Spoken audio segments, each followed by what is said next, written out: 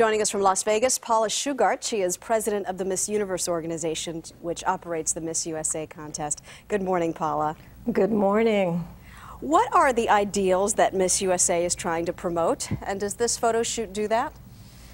Well, honestly, we've been cutting edge for a long time. You know, we started out 60 years ago we were created by a swimsuit company. So I think we've always been cutting edge, and the fact that we deal with some very high fashion photographers and are able to provide this opportunity. I think if you see the photos, they're very classy.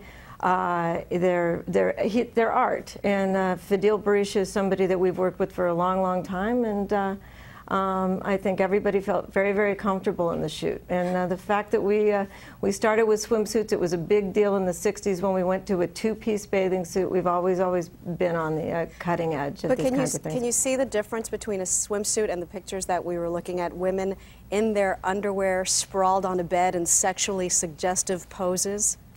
Well, I think honestly they are wearing more than they wear on the swimsuit competition and the show. But yes, I do. But I think if you look at the photos, the fact that each of these women, if the one real common denominator, aside from the fact that they are beautiful, they all exude confidence. Everybody felt very, very comfortable, and the shoot went very well.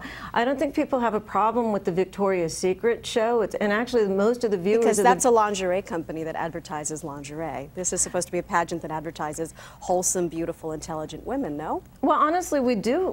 I am very, very proud of the women that participated in this pageant. This is Miss USA. This is not Miss America. We have no problem saying we're a beauty pageant. Mm-hmm. A lot of these women that come through, we have 3 women that are studying to be lawyers. One's a third-year law student. One's studying to be an industrial engineer, and several are going for their masters.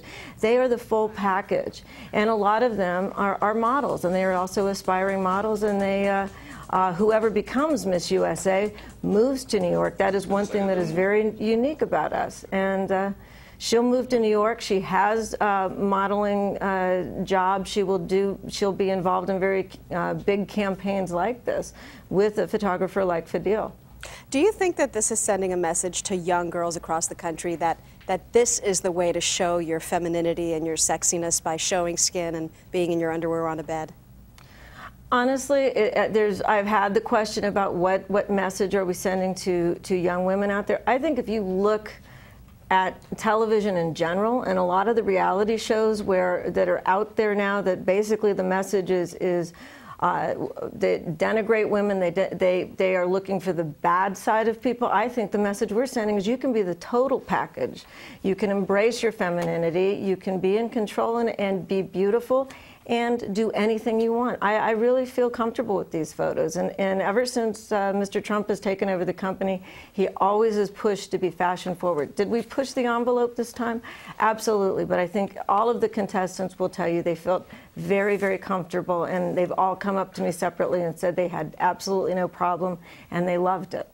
I know that they had a choice as to whether they wanted to pose for these photographs. They were not forced to do that. But wouldn't it have been an unfair disadvantage to them had they not posed for them? Not at all. Actually, we were very, very, very clear about that. We made it, obviously this would not have affected judging. And one who was actually probably the most conservative sought me out a couple of days later, and she said that she wanted to make sure I knew that she was very, very clear on the fact that this did not affect judging, and that our staff was nothing but professional, and wanted to make sure she felt 100% comfortable. All right. And lastly, if this doesn't bring up ratings, what will you do next year? You know, honestly, it's very, the timing is great. The photos came out this week. We've been on location for 2 weeks, so as long as I'm able to be here and say that we're on 7 o'clock on Sunday, that's fine with me. And we'll see next year what our cutting edge issue will be with next year. We'll see. Let's just get through this one. Paula Shugart, thank you very much, Paula. A lot happens early on The Early Show, weekday mornings on CBS.